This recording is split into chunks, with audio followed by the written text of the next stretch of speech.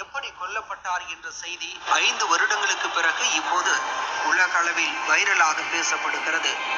கடந்த 2020ஆம் ஆண்டு நவம்பர் 27ஆம் தேதி சிக்கலான சூழலில் மனிதர் இல்லாத AI துப்பாக்கியால் சுட்டு கொல்லப்பட்டார்.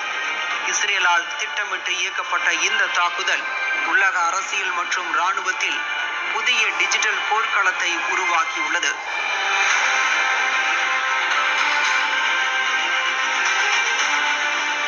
ஈரானில் நிசான் சம்யாத் மாடல் லாரியில் மறைத்து வைக்கப்பட்டிருந்த 7.62 மில்லிமீட்டர் FN மேக் மெஷின்கன் செயற்கை நுண்ணறிவு தொழில்நுட்பம் மூலம் இயக்கப்பட்டு காரில் பயணித்த மோசன் ஃபக்ரிசதே கொல்லப்பட்டார்.